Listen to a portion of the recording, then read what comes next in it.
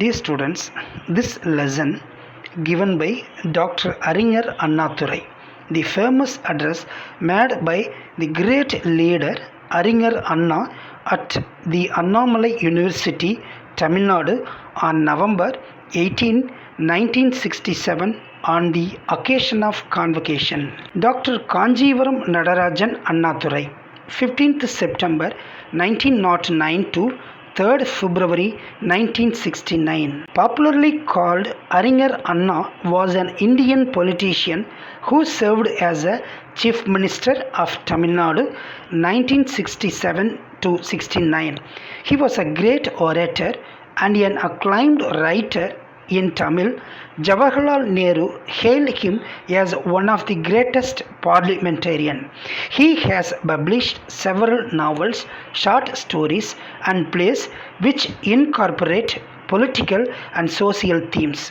C.N. Annadurai was awarded the Chubb Fellowship at Yale University, the first non-American to receive this honor.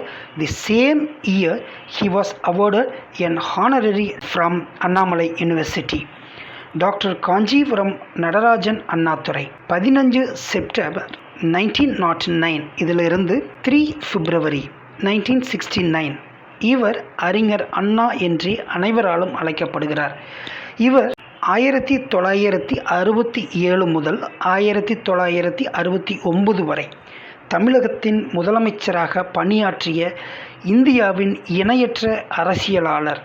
இவர் மிக பெரிய பேச்சாளர், மிகவும் பாராட்டப்படும் தமிழ் எழுத்தாளர். ஜவஹர்லால் நேரு அவர்களால் மிகச்சிறந்த பாராளுமன்ற உறுப்பினர் என்று புகழப்பட்டவர். இவர் பல நாவல்களையும் சிறுகதைகளையும் அரசியல் மற்றும் சமூக மைய கருத்துக்களையும் கொண்ட நாடகங்களையும் எழுதி வெளியிட்டுள்ளார். அமெரிக்காவின் யேல் பல்கலைக்கழகத்தில் ஃபெல்லோஷிப் விருது வழங்கி கௌரவிக்கப்பட்டவர். இது அமெரிக்கர் அல்லாத ஒருவருக்கு வழங்கப்பட்ட முதல் கௌரவமாகும். அதே ஆண்டு அண்ணாமலை பல்கலைக்கழகத்தால் கௌரவ டாக்டர் பட்டம் வழங்கி கௌரவிக்கப்பட்டார். Pros 5 Convocation Address. பட்டமளிப்பு விழா உரை. டாக்டர் அறிஞர் Annadurai. The convocation address delivered by Aringer Anna at Annamalai University has been prescribed as the lesson. Aringer Anna talks about the role of universities in molding the students. Dr. Radhakrishnan says that the universities should create democratic feelings among the students. He urges the universities to help create broad-mindedness, patience, and perseverance among the students. அறிஞர் அண்ணா அண்ணாமலை பல்கலைக்கழகத்தின் பட்டமளிப்பு விழாவில் நிகழ்த்திய உரை பாடப்பகுதியாக தரப்பட்டுள்ளது. மாணவர்களை உருவாக்கும் பல்கலைக்கழகங்களின் பங்களிப்பு, அவர்களின் பராமரிப்புக்காக பொதுமக்கள் அளிக்கும் பங்களிப்பு, சமூகத்திற்கு மாணவர்கள் திருப்பி செலுத்தும் கடமைகளை பற்றியும் அறிஞர் அண்ணா உரையாற்றுகிறார். பல்கலைக்கழகங்கள் மாணவர்களிடையே பரந்த மனப்பான்மை, பொறுமை மற்றும் விடாமுயற்சியை வளர்ப்பதற்கு உதவ வேண்டும் என்று அறிவுறுத்துகிறார். பல்கலைக்கழகங்கள் பொருள்மிக்க எதிர்கால வாழ்க்கையை அமைத்து தருகின்றன. பொதுமக்களின் வரி பணத்தில் இருந்து பெரும்பகுதி கல்விக்காக செலவிடப்படுகிறது. ஆகையால் மாணவர்கள் தனித்து முன்னேறுவதை விட சமூகத்திற்கு தங்கள் நல்ல பங்கை அளிப்பதையே முதன்மையாக கருத வேண்டும் என்பதை வலியுறுத்தி கூறுகிறார். ஆதலால் மாணவர்கள் அவர்களுடைய பங்களிப்பை சமுதாயத்திற்கு அவசியம் அளிக்க வேண்டும் என்பதை அறிஞர் அண்ணா இந்த உரையில் கூறுகிறார். The famous address made by the great leader Arignar Anna at the Annamalai university, Tamil Nadu on November 18, 1967 on the occasion of convocation. What goes around comes around. Every activity in a society, be it development of infrastructure, education, healthcare, etc., resources can be mobilized only through human efforts. This effort comes from many different sections of society. The fruits of development we enjoy today have come out only through the hard work of many unsung heroes. நம்மிடமிருந்து எது செல்கிறதோ அதுவே மீண்டும் நமக்கு திரும்பி வரும். எதை நாம் விதைக்கிறோமோ அதையே மீண்டும் அறுவடை செய்கிறோம். சமூகத்தில் நிகழும் எல்லா செயல்பாடுகளும் அது கட்டமைப்பு வசதியை மேம்படுத்துவதாக இருக்கலாம், கல்வி, உடல் நலம், இன்னும் பலவாறாக இருக்கலாம். அவற்றிற்கெல்லாம் மிகவும் தேவைப்படுவது எல்லா வகையிலுமான வளங்கள். எல்லா வளங்களையும் மனித சக்தியால் மட்டுமே உருவாக்க முடியும் என்பதை உறுதியாக அறிஞர் அண்ணா இந்த உரையில் தெளிவாக சொல்கிறார். இன்று நாம் சுவைத்து கொண்டிருக்கும் முன்னேற்றத்தின் கனியானது பல அறியப்படாத வீரர்களின் கடின உழைப்பால் கிடைத்தது என்பதை இங்கே சொல்கிறார். எதை நாம் எடுத்துக்கொண்டோமோ அது சமூக வளர்ச்சிக்காக திரும்ப சமுதாயத்திற்கு நாம் செலுத்த வேண்டியது நமது தலையாய கடமை என்பதை இங்கே வலியுறுத்துகிறார். ஒரு தகுதியுடைய மாணவன் தனது எதிர்கால வாழ்க்கையை தீர்மானிக்கும் போது சேவை என்பதை அவனுடைய உத்வேகத்தின் ஒரு பகுதியாக எப்போதும் எடுத்துக்கொள்ள வேண்டும் என்பதை இங்கே உறுதியாக சொல்கிறார். Thankful as I am for the unique honor conferred on me by this institution, I stand before this August Assembly today to deliver the convocation address.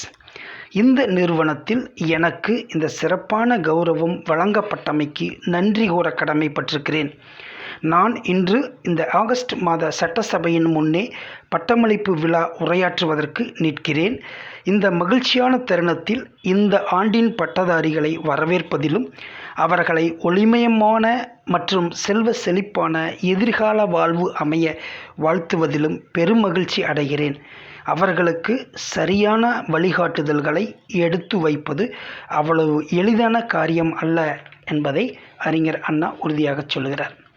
Who offered their advice in past years, perhaps with annotations here and there, bringing to bear the layman's point of view to the findings of experts in various fields connected with education.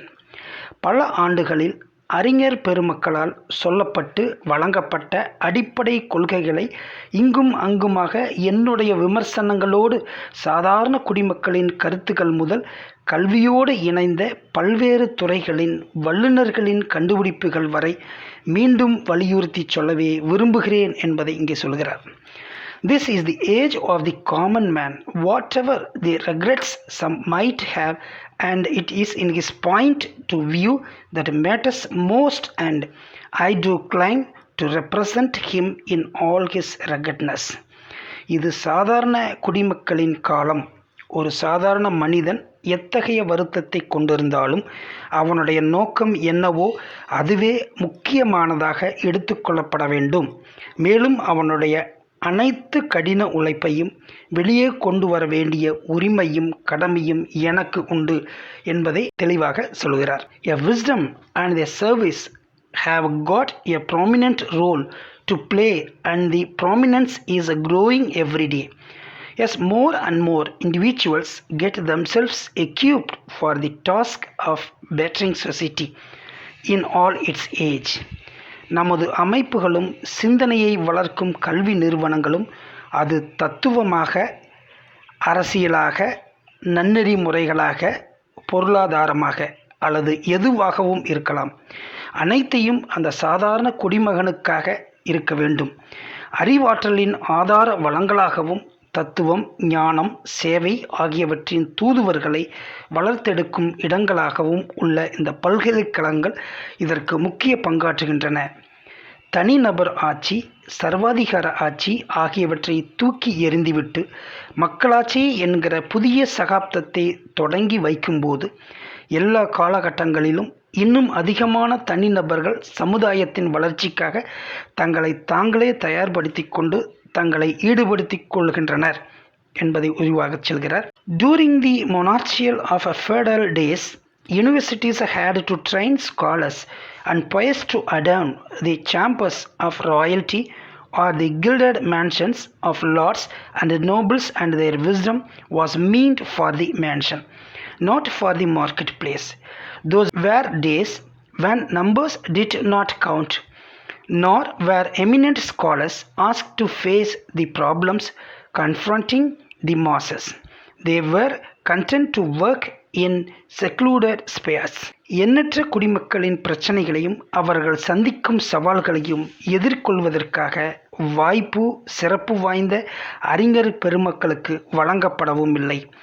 அவர்கள் சாதாரண குடிமகனின் சத்தங்களும் குரல்களும் கேட்டதாக தனிப்பட்ட வட்டாரங்களில் பணி செய்ய பணிக்கப்பட்டார்கள்.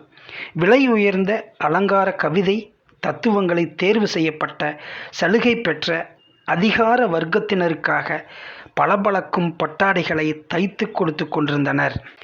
மன்னராட்சி அல்லது பழங்கால அடிப்படைவாத ஆட்சிகளின் காலத்தில் பல்கலைக்கழகங்கள் எல்லாம் அறிஞர்களையும் கவிஞர்களையும் அரச சபைகளையும் பொன் தகடு போர்த்தப்பட்ட பிரபுக்கள் மற்றும் செல்வந்தர்களின் மாளிகைகளையும் அலங்கரிப்பதாகவே தயார்படுத்தி கொண்டிருந்தனர்.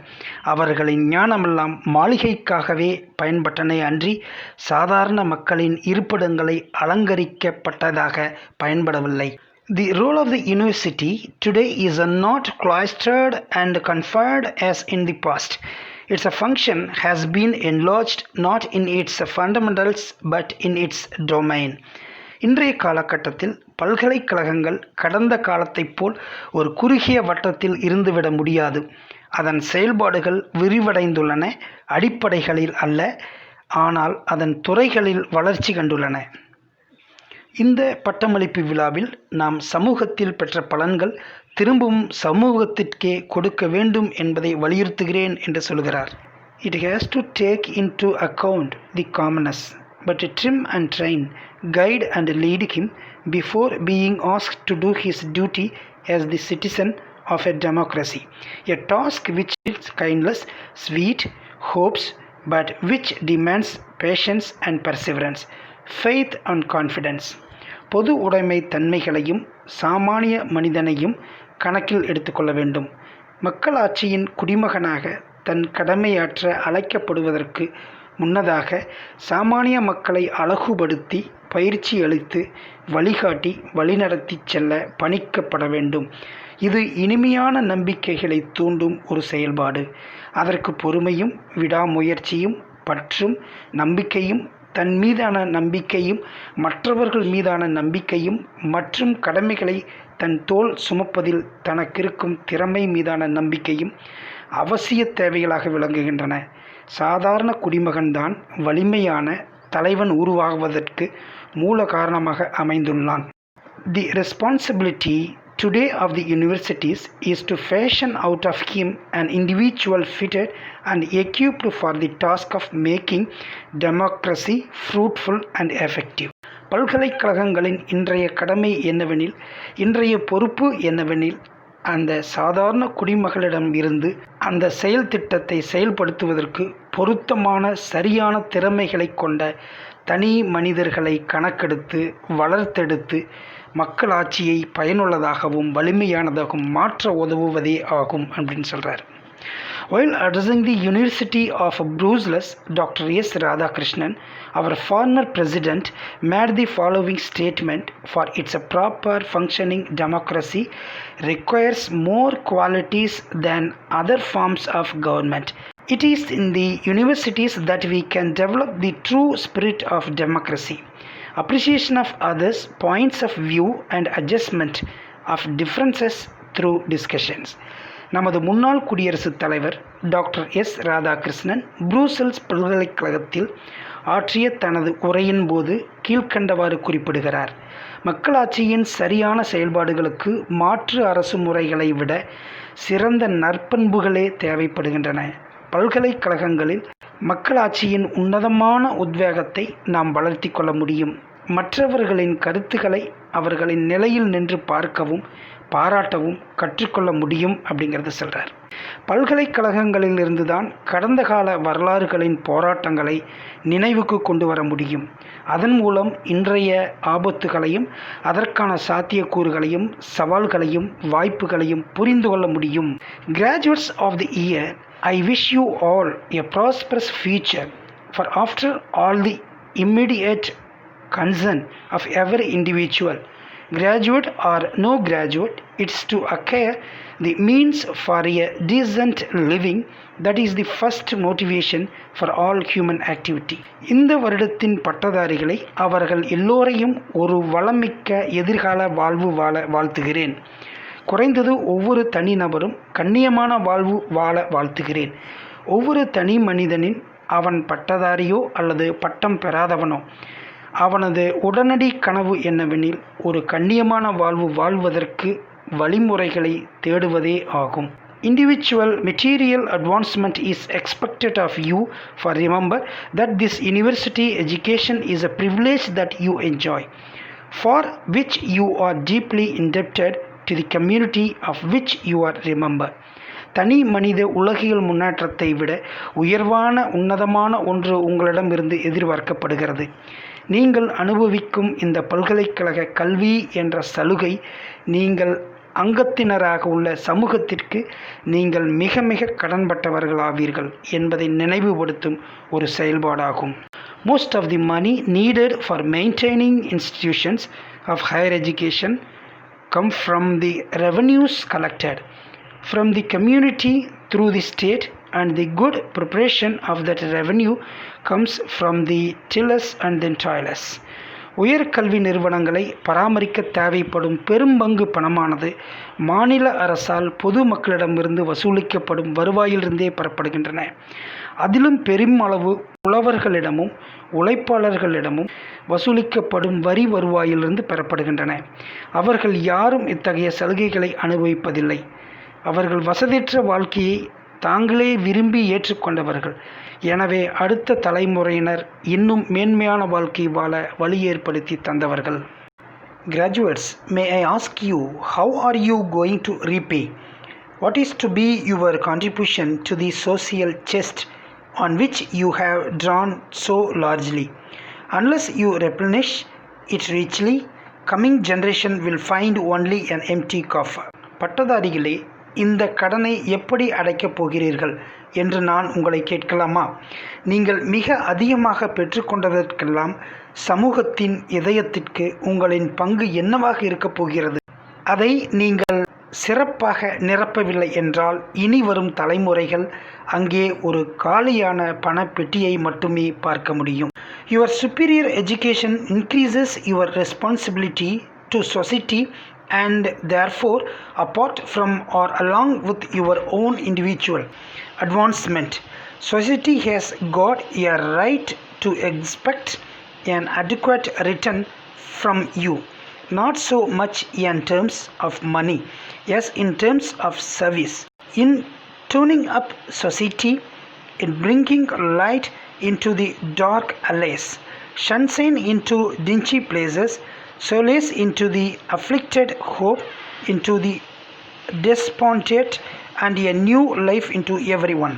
உங்களுடைய உயர்ந்த இந்த கல்வியானது சமூகத்திற்கு நீங்கள் செய்ய வேண்டிய பொறுப்புகளை அதிகரித்து கொடுத்துள்ளது. ஆகவே தனி மனித முன்னேற்றத்தை தாண்டி அல்லது தனி மனித முன்னேற்றத்தோடு கூட இந்த சமூகம் உங்களிடமிருந்து ஒரு திருப்திகரமான பலனை எதிர்பார்க்கும் உரிமையை பெற்றுள்ளது. அதற்கு நீங்கள் அதிக பணத்தை கொண்டு செய்ய வேண்டும் என்பதல்ல, சேவையாகவே செய்யலாம். சமூகத்தை ஒன்றுபடுத்தவும், இருண்ட சந்துகளில் ஒளியை கொண்டு வரவும், அழுக்கான இடங்களில் சூரிய ஒளியை பாய்ச்சவும், பாதிக்கப்பட்டவர்களுக்கு ஆறுதலாகவும், கைவிடப்பட்டவர்களுக்கு தைரியம் வழங்கவும், ஒவ்வொருவருக்கும் ஒரு புதிய வாழ்வு கிடைக்கவும் உங்கள் சேவை தேவையாகிறது என்பதை அறிஞர் அண்ணா விளக்குகிறார்.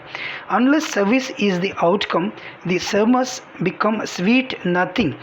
As Jefferson stated, we must dream of an aristocracy of achievements arising out of a democracy of opportunities. சேவை என்பது நம் வாழ்வின் வெளிப்பாடாக வந்தாலன்றி வெறும் பிரசங்கங்கள் நமக்கு இனிக்கப் போவதில்லை. ஜெபர்சன் கூறியதைப் போல் மக்களாட்சி வாய்ப்புகளிலிருந்து சாதனைகளின் வல்லரசு உருவாவதை நாம் கனவு காண வேண்டும். இவ்வாறாக அறிஞர் அண்ணா தன்னுடைய இளைய சமுதாயத்திற்கு அறிவுரை வழங்குகிறார். And when I seek your help and cooperation in the supreme task of serving society, please do not wink and smile and say, it is all so easy to say. I am not unaware of the difficulties in the way, nor am I going to brush aside the influence of the environment on you. Maybe the world in which you are to begin the journey is on which will dim your hope, disturb your determination. சமூகத்திற்கு சேவை செய்யும் இந்த பிரம்மாண்டமான பணிக்கு உங்களுடைய உதவியையும் ஒத்துழைப்பையும் நான் கோருகின்ற போது தயவு செய்து கண் சிமிட்டி சிரித்து இது சொல்லுவதற்கு மிகவும் சுலபம் என்று கூற வேண்டாம். இந்த பாதையில் உங்கள் கஷ்டங்களை அறிந்திராதவன் நான் அல்ல. உங்கள் மீது உள்ள சூழலின் தாக்கத்தை நான் துடைத்தெறிய போவதும் இல்லை. நீங்கள் இந்த சமூகத்தில் உங்கள் பயணத்தை தொடங்க இருக்கிறீர்களோ அதே சமூகம் உங்களை நம்பிக்கைகளை குறைக்கலாம். You may come face to face with the unpleasant sight of practices widely differing from the principles included in you. You may find self-seekers enthroned and the patience worker destroyed. Tyranny of all sorts may stare at you, and every step you take will be a struggle. I admit that environment is such that even people with robust optimism will be discouraged and forced to take to the path of health and comfort. உங்கள் மன உறுதிக்கு தொந்தரவாக அமையலாம். நீங்கள் கொண்ட கொள்கைகளுக்கு முரண்பாடாக உள்ள விரும்பத்தகாத பழக்க வழக்கங்களை நேருக்கு நேராக பார்க்க வேண்டியதும் வரலாம். சுயநலமே வடிவானவர்கள் அரியணை ஏறுவதையும் பதவி ஏற்பதையும் அமைதியான சேவையாளர்கள் கண்டனம் செய்யப்படுவதையும் நீங்கள் காண வேண்டியதாயிருக்கலாம். எல்லா வழிகளிலும் அதிகார வர்க்கம் உங்களை பயமுறுத்தலாம். நீங்கள் எடுத்து வைக்கும் ஒவ்வொரு அடியும் பிரச்சனைக்கு உள்ளாக்கப்படலாம். அபாரமான நம்பிக்கை கொண்டவர்களையும் உற்சாகம் இழக்கச் செய்து சுலபமான சொகுசான பாதைகளில் பயணம் செய்ய வைக்கக்கூடியதுதான் இந்த சமூக சூழல் என்பதை நான் ஏற்றுக்கொள்கிறேன். But we should also realize that a continuous stream of men and women endowed with the spirit of service have been carrying on the crusade successfully and have conferred rich benefits on humanity. ஆனால் தொடர்ச்சியான ஆண்களின் பெண்களின் கூட்டம் சேவை செய்வதையே தங்கள் உள்ளுணர்வாக கொண்டு சேவையை வெற்றிகரமாக நிகழ்த்தப்பட்டு மனித சமுதாயத்திற்கு அரிய பெரிய பலன்களை தரும் பணிகளை ஆற்றிக்கொண்டுதான் இருக்கிறார்கள். We the Tamilians have been holding aloft this ideal for more than 2000 years is expressed in Purananuru 182. தமிழர்களாகிய நாம் 2000 ஆண்டுகளுக்கு முன்பே புறநானூறில் விளக்கப்பட்டுள்ளவாறு இந்த கொள்கையை உயர்த்தி பிடித்து கொண்டு இருக்கிறோம். As inheritors of that rich legacy, you are best suited to overcome even the environment and serve society to the best of your abilities. அந்த உயர்ந்த மரபுரிமையின் வாரிசுகளாக உள்ள நீங்கள்தான் இந்த சமூக சூழலை வெற்றி கொண்டு உங்களுடைய சிறந்த திறமைகளை கொண்டு சமூகத்திற்கு தொண்டாற்றுவதற்கு தகுதியானவர்கள். எனக்கு நம்பிக்கையுள்ளது. உங்களை இந்த பரந்த உலகத்திற்கு இந்த குறிக்கோளோடு அனுப்பியதன் நோக்கம் நீங்கள் எடுத்த காரியத்தில் வெற்றி பெறுவீர்கள் என்பதால் தான். அதற்கு தேவைப்படும் அளவு தயாரிப்பனை ஒரு உத்வேகத்தோடு சேர்த்து இந்த கல்வி நிறுவனம் உங்களுக்கு வழங்கியுள்ளது. அது உங்கள் வாழ்க்கையை வளமானதாக மாற்றலாம். நீரு பூத்த நெருப்பாக உங்களுக்குள் இருக்கலாம். இந்த உத்வேகம் இந்த தேசத்தையே வெளிச்சமாக்கலாம். என்னுடைய வாழ்த்துக்களை ஏற்றுக்கொண்டு புன்னகை பூத்த தேசத்தை நோக்கி நடைபோடுங்கள். I am confident that you are being sent into the wide world with its objective you are born to win, for you are adequately equipped with the spirit supplied by this great institution. May your life be the bright one, and may its lustre brighten and entire land. Accept my congratulations and march onwards towards the land of smiles. The Purananuru song conveys the philosophy of Tamilians. It celebrates the selfless spirit and courage of a people who saved society by sharing everything with their fellowmen, even something as precious and unique as the nectar of immortality. Purananuru பாடல் தமிழனின் தத்துவத்தை எடுத்துரைக்கிறது. அது தன்னலமற்ற ஆன்மாக்களை கொண்டாடுகிறது.